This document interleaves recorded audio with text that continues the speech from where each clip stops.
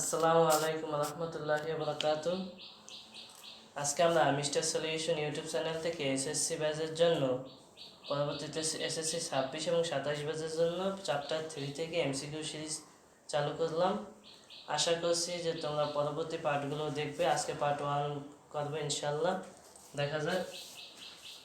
x + 1/x = 2 হলে x² + 1/x² = কত? যদি এরকম থাকে প্লাসের মান দেওয়া আছে স্কয়ারের মান চাইছে, তাহলে সূত্র হবে n² - 2।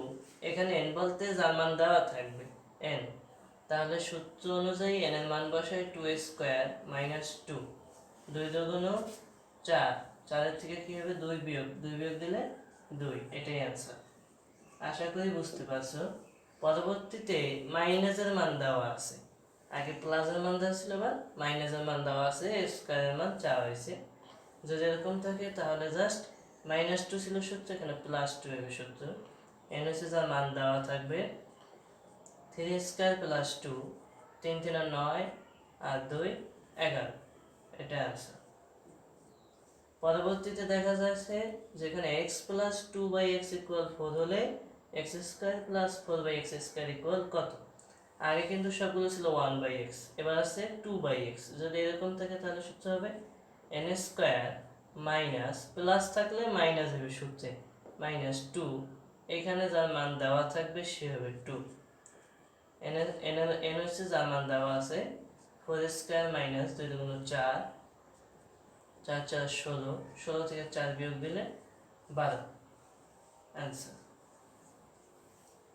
পরবর্তীতে দেখা যাক। এবার প্রত্যেকটা প্রথমে ছিল কোনো সহগ ছিল না সাথে, কিন্তু এবার সহগ আছে চলকের সাথে, মানে x এর সাথে একটা মান আছে।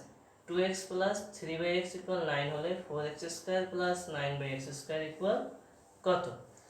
তাইলে একবার সূত্র হবে n² প্লাস আছে তাই মাইনাস সূত্রে 2, প্রথমত এই উপরে যে থাকবে তার মান লিখবো 3, এই x এর সাথে যে আছে তার মান লিখি 2 সমান n হচ্ছে যার মান দেওয়া থাকবে 9² - 2 × 4, 3 × 4 = 12, 9 × 81, 81 থেকে 12 বিয়োগ দিলে থাকে হচ্ছে তোমাদের 71, 69, কত থাকবে 69,